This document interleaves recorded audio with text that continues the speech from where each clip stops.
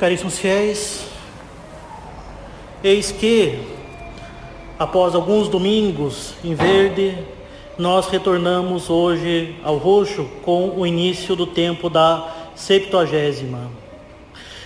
Esse tempo que precede a Quaresma e é um tempo preparatório para as penitências quaresmais, manifesta a bondade da Igreja para com os homens e a sua sabedoria. A Septuagésima é uma transição para a Quaresma, a fim de que a passagem para as austeridades desse tempo litúrgico da Quaresma não se faça de forma brusca, mas de modo calmo e sereno. São, portanto, 2 semanas e meia para que possamos nos expor bem para o tempo da penitência. Essa transição se encontra bem marcada na liturgia. Assim, os paramentos já são roxos, a cor penitencial. O glória já não é mais cantado e também o aleluia não mais se encontra entre nós. Por outro lado, ainda é permitido que o órgão seja tocado sozinho e as flores ainda são permitidas no altar. E assim, nós preparamos os nossos espíritos para a prática mais perfeita e intensa da penitência, da oração, da esmola e das demais boas obras que devemos fazer na Quaresma, consoante o Evangelho de hoje, que nos lembra que devemos sempre buscar fazer boas obras e, sobretudo, lutar contra o mal da ociosidade. Assim, fazer boas obras, lutar contra a ociosidade. Essa mensagem do Evangelho foi justamente muito mal compreendida e deturpada pelos hereges protestantes, que desprezam o mérito das boas obras realizadas em estado de graça e por amor a Deus. Dizem eles que se Deus pagou o mesmo salário ao que trabalhou o dia todo e ao que trabalhou só 1 hora, é porque Deus não está nem aí, não considera as nossas obras, não considera a cooperação com a graça, bastando a fé ou nem isso. Evidentemente, essa interpretação derivada do absurdo do livre exame protestante, desapegado da tradição e do magistério, se opõe tanto à fé quanto à razão. Afinal, Deus é justo, e sendo justo, Ele dá a cada um aquilo que lhe é devido. Ao pecador obstinado, o castigo; ao que coopera com a sua graça, a vida eterna. Na parábola que nós acabamos de ouvir, o pai de família, que é Deus, dá a todos um denário. Mas Ele dá esse denário em resposta, em recompensa àquilo que foi feito. Ele não dá de graça, Ele chama para o trabalho. Ainda assim, parece à primeira vista, de fato, uma injustiça, donde é necessário bem compreender, caríssimos, o que é a vinha, o que são esses trabalhadores e o que é o denário que é dado, para bem compreender essa parábola. E assim, a resposta curta a essas questões é que a vinha é, ao mesmo tempo, a Igreja e nossas almas.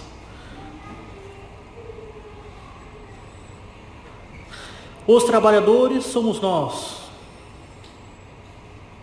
E somos nós chamados por Deus a trabalhar na Santa Igreja e a trabalhar nela para o bem da nossa alma e para o bem da alma do nosso próximo. E Ele nos chama constantemente ao longo de toda a nossa vida. Ao romper da manhã, à 3ª hora, à 6ª hora, à 9ª hora, até a 11ª hora, até o último instante. Desde nossa infância até o final de nossas vidas, Deus nos chama para largarmos a ociosidade da praça pública, que é o mundo sob todas as suas formas, todo tipo de pecado, o neopaganismo, o relativismo, o indiferentismo religioso, o erro, as disversões do mundo, a mentalidade mundana e etc. E se nós não respondermos ao chamado de Deus no momento em que Ele nos chama e permanecermos ociosos, não podemos estar certos de que seremos chamados mais tarde, pois nós não sabemos se estamos já perto da nossa morte, quer dizer, perto da nossa 11ª hora. Nós não sabemos quando Deus nos chamará pela última vez. Pode ser daqui 50 anos, pode ser daqui 5 minutos. Nós não temos nem certeza de que sairemos vivos dessa missa. E por isso mesmo devemos responder ao chamado imediatamente, sem tardar. Devemos responder o quanto antes ao chamado de nosso Senhor, ao chamado da sua misericórdia, para que façamos penitência e recobremos a sua amizade, a sua graça. Por sua vez, caríssimos, o denário que é dado é a recompensa que nós recebemos, isto é, a vida eterna. Deus dá a todos os que trabalham verdadeiramente na sua Santa Igreja, observando os mandamentos e guardando a fé, o mesmo prêmio, independentemente da hora da conversão, pois todos estes se encontram em estado de graça. Os primeiros não podem reclamar da salvação dos últimos, muito pelo contrário, devem se alegrar. Deus dá a todos o denário, isto é, a visão beatífica, o céu, a beatitude eterna. A todos que se encontram em estado de graça, todos terão o céu. Todavia não há nisso nenhuma injustiça, pois os que recebem um denário aproveitam desse dinheiro de forma diferente. Uns o aplicam melhor do que os outros. Da mesma forma, no céu todos verão Deus face a face. O denário será o mesmo, mas Deus será visto face a face com perfeições diferentes. Assim, quanto maior a santidade nessa vida, isto é, quanto maior a caridade, independentemente da hora da conversão, mais perfeita será essa beatitude eterna no céu. Portanto, Deus recompensa com justiça, dando a cada um aquilo que lhe é devido. Uma alma com uma maior caridade será como um copo maior, que será mais pleno dessa visão beatífica do que uma alma que se salvou com uma menor caridade e que será como que um copo menor. No entanto, a recompensa será a mesma, mas com perfeições diferentes daqueles que se salvaram. Deus não é injusto. E caríssimo, se nós quisermos receber o denário da vida eterna, temos que trabalhar na vinha do Senhor. Temos que trabalhar na Santa Romana Igreja para o bem da nossa alma e para a maior glória de Deus. Para tanto é preciso empregar os meios adequados. Um meio indispensável, sobretudo nos dias atuais, é evitar a ociosidade,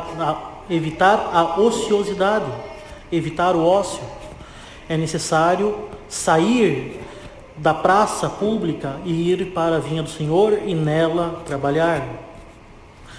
Não devemos deixar que nosso espírito se ocupe com as coisas que são inúteis e vãs e, sobretudo, aquelas que são danosas para a nossa alma. Como, por exemplo, ficar à toa na internet sem um objetivo específico, pulando de vídeo recomendado em vídeo recomendado, leituras fúteis, conversas vãs, que, mesmo se no início não se trata de um pecado, predispõe a nossa alma àquilo que é mundano e vai nos inclinar ao pecado. Quando percebermos que nosso espírito começa a ocupar-se com coisas vãs, é preciso trazê-lo de volta àquilo que é útil para a nossa salvação. É preciso também muita moderação nas diversões, mesmo as diversões lícitas. A nossa vida não é uma diversão 24 horas por dia. As diversões devem ter por finalidade restabelecer as forças de nossa alma, descansar o nosso corpo e a nossa alma, para que nós possamos nos aplicar àquilo que realmente importa. O nosso dever de Estado e os nossos deveres da vida espiritual. Justamente, nossa vida não é uma diversão 24 horas. Nós temos que prezar pelos bens maiores, os nossos deveres de Estado, o trabalho honesto por um pai de família para sustentar e educar os seus filhos, sustentar a sua casa. Evidentemente, o estudo para bem executar o seu trabalho, para o bem da sociedade, para o bem do próximo. E, em último lugar, ou melhor, em primeiro lugar, se ocupar do fim último da nossa alma. Então, mesmo que seja uma diversão lícita, ela deve ser gozada com a virtude da temperança. Evidentemente, também a ociosidade cumprir com negligência os próprios deveres, fazendo-os com má vontade, ou fazendo-os no último instante, na última hora, para retornar o quanto antes para um conforto ocioso. É o grande mal da juventude atual, o grande mal do século, a procrastinação, a ociosidade, querer fazer somente aquilo que é agradável, somente aquilo que é mais fácil e deixar os deveres para ser cumprido no último instante para evitar o mal e não para buscar o bem que pode ser tirado do bom cumprimento dos nossos deveres de Estado. É justamente a concupiscência extremamente desregrada. As pessoas que buscam só o prazer, só aquilo que é confortável e, portanto, querem, antes de tudo, o conforto, o sossego, não fazer nada, ao invés de buscar com o sacrifício necessário o bem maior. O bem maior que não precisa aqui nem pensar no céu, evidentemente que nós devemos buscar o céu, mas justamente buscar uma boa formação, buscar o bem do próximo pelo bom cumprimento do trabalho, buscar o sustento necessário para a própria casa. E, evidentemente, é no cumprimento do nosso dever de Estado, é fazendo aquilo que nós devemos fazer, que nós vamos verdadeiramente salvar a nossa alma, pois a nossa santidade está em cumprir aquilo que nós devemos cumprir, fazer o que nós devemos fazer por amor de Deus. Nós não vamos nos salvar buscando obras extraordinárias e grandiosas. Se Deus der a graça de fazer essas obras extraordinárias, melhor, bom. Mas se nós não cumprimos nem um prazo de TCC, como vamos querer salvar o mundo, salvar a sociedade? Se nós não conseguimos arrumar nem a nossa própria cama, como vamos querer recristianizar o mundo? É sendo fiel nas pequenas coisas, por amor de Deus, que nós vamos ser fiéis nas grandes coisas. E aí está toda a importância de evitar a ociosidade. Evitar a ociosidade e combatê-la com vigor é essencial, é fundamental para se ter uma mínima vida espiritual que possa ser verdadeiramente chamada de uma vida espiritual católica. Não existe nenhum progresso na virtude se permanecermos ociosos. Uma vida ociosa, sem aplicação aos deveres de Estado, sem trabalho sério, segundo o estado de vida de cada um, ou com diversões excessivas, é uma série grave desordem diante de Deus e expõe nossas almas a uma série de perigos que podem nos conduzir a vários pecados. E estão aí principalmente, em primeiro lugar, os pecados da carne. A própria Sagrada Escritura diz isso. O livro do Eclesiastes diz que a ociosidade ensina muitas maldades. E justamente nós temos aí como grande exemplo a abominação de Sodoma. O profeta Ezequiel afirma: olhai qual foi a iniquidade de Sodoma, vossa irmã. Teve grande soberba, fartura de pão e, sobretudo, muita ociosidade. Assim, não é de se espantar que a cada dia a nossa sociedade se assemelhe cada vez mais a Sodoma. E isto se deve em grande parte à ociosidade que, como disse, favorece muito a concupiscência, a inclinação desordenada aos prazeres da carne. Caríssimos, o não fazer nada é um verdadeiro e um enorme mal. A ociosidade conduz à preguiça espiritual, que é o tédio e o desgosto pelas coisas espirituais, em virtude das dificuldades anexas a elas, e leva, por consequência, ao império das paixões desordenadas e principalmente à luxúria. Já diz a sabedoria popular que a cabeça vazia é oficina do diabo, e isso faz muito sentido. É uma frase verdadeiramente católica. Se nós não estamos dispostos a mexer um só dedo nas pequenas coisas, se nós não queremos, se uma pequena oração é um grande jugo, isso significa que nós não estamos dispostos a se sacrificar. Justamente se vê num pequeno movimento em direção a Deus um grande peso. E isso demonstra uma grande desordem, uma grande inclinação em direção àquilo que é confortável, uma grande inclinação à busca da satisfação imediata. Ficar desocupado, permanecer ocioso é perder duas coisas que têm um valor infinito: o tempo e a graça. E é justamente isso que nós precisamos para a salvação. Ficar ocioso é expor-se à morte da alma. E é como alguém que vê seu carro em direção a um abismo, podendo simplesmente acionar o freio e não o faz. Seu destino é o precipício e uma dolorosa morte. Análogo ao destino do ocioso, inveterado e obstinado, o abismo do pecado e a morte da alma, no sofrimento do inferno, vai ser o seu destino. Já dizia São Francisco de Sales: quando penso que empreguei o tempo de Deus, quando penso como empreguei o tempo de Deus, temo muito que Ele não queira me dar a eternidade, pois Ele quer dá-la unicamente aos que usaram bem o seu tempo. É um grande santo e doutor da Igreja que o diz. Lembremos também o quanto custou para Cristo o tempo do homem ocioso.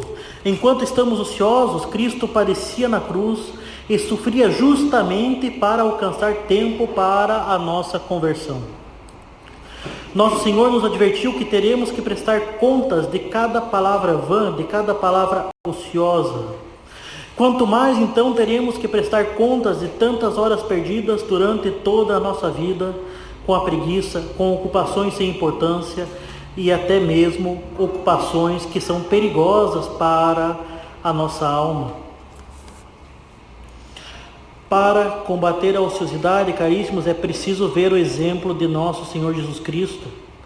Nosso Senhor trabalhou durante toda a sua vida escondida em Nazaré com São José, e durante sua vida pública empenhando-se no labor apostólico, na salvação das almas e na glória de Deus.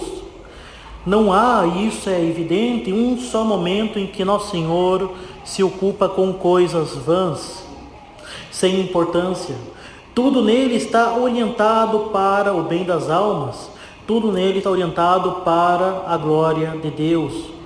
Para combater, então, a ociosidade é preciso ter muito claro que estamos sempre na presença de Deus e que aquilo que realmente importa para nós é o céu, é a salvação da nossa alma.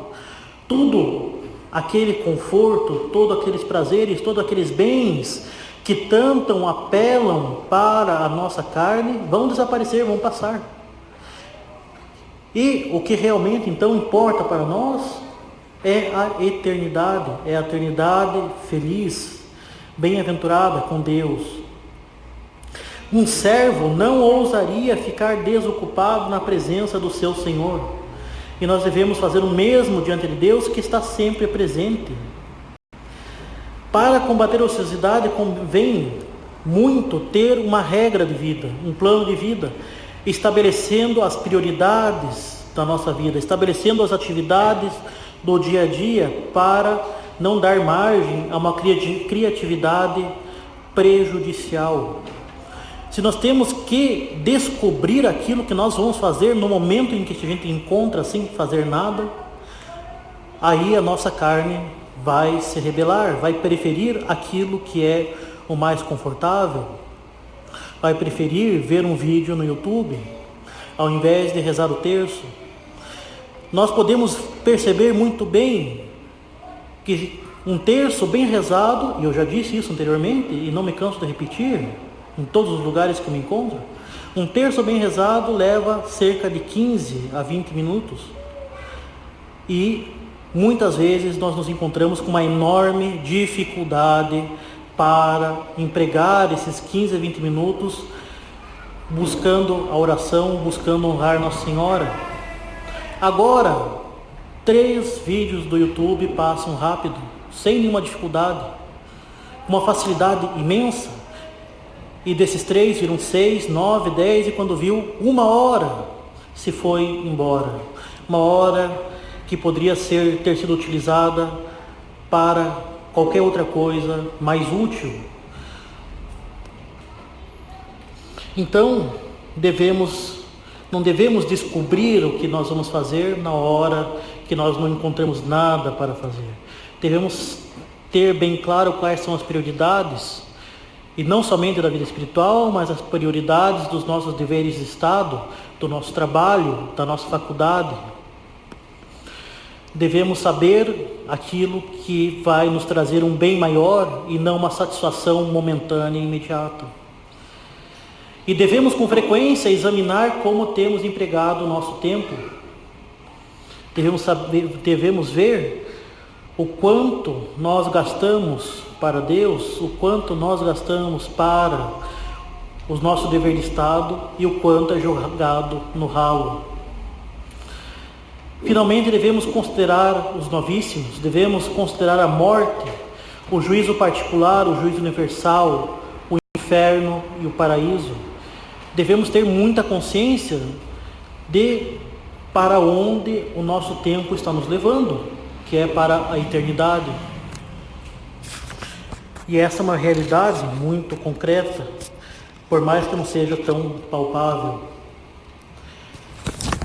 Enfim, caríssimos, Deus deu a Adão o dever de trabalhar antes mesmo do pecado original. Muitas vezes nós vemos o trabalho como resultante do pecado original. Não é o trabalho que é resultante do pecado original, é a dureza do trabalho, o sofrimento do trabalho. O trabalho se tornou árduo após o pecado original. Antes disso, o trabalho para Adão não era cansativo ou penoso, mas ele devia ocupar o seu tempo de forma honesta.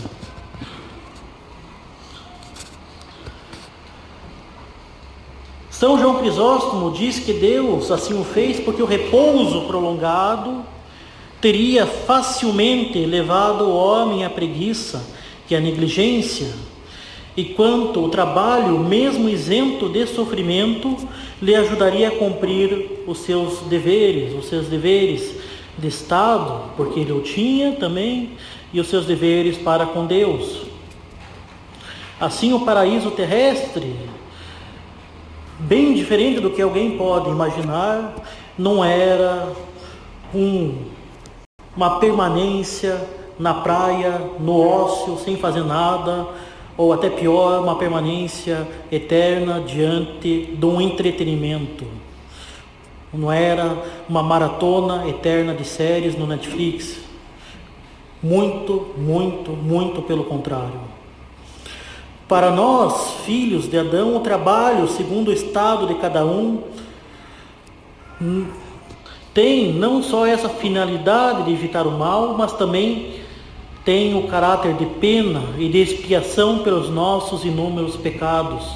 E assim devemos cumprir bem os nossos deveres, ter o coração elevado, o espírito ocupado com coisas boas e santas, e devemos, evidentemente, descansar, nos divertir com coisas lícitas, mas sempre de forma moderada, sempre de acordo com a virtude da temperança. Justamente evitando essa tendência atual, moderna e pagã de fazer da vida uma eterna diversão. A nossa vida nunca vai ser unicamente prazer, muito pelo contrário, e muito menos nossa vida nesse mundo não é eterna, nós vamos morrer. Nós devemos justamente preparar aqui a nossa eternidade. Justamente devemos saber que se nós devemos nos recrear, e até os monges têm a sua recreação diária, a finalidade dessa recreação é retomar um maior vigor, uma maior força, retomar as nossas forças para ocuparmos bem e de forma santa com os nossos deveres, com o trabalho da nossa salvação. Assim, caríssimos, evitando o ócio, como aqueles trabalhadores responderam ao chamado de Deus, ao chamado do Pai de família, evitando o ócio e trabalhando na vinha do Senhor, trabalhando pela nossa salvação, nós poderemos receber o denário que nos é prometido. Não sabemos se estamos perto de sermos chamados por Deus para prestarmos conta do tempo que Ele nos deu. E por isso mesmo não percamos tempo. Não sabemos quanto tempo nos resta para conquistar o céu. E assim devemos pedir essa graça de ter bem claro a cada momento que o que está em jogo é a nossa eternidade. E que justamente a cada momento, seja na igreja, seja no nosso trabalho, seja em casa, seja na nossa recreação, devemos sempre pensar na nossa salvação e fazer aquilo que devemos fazer em vista da salvação por amor de Deus.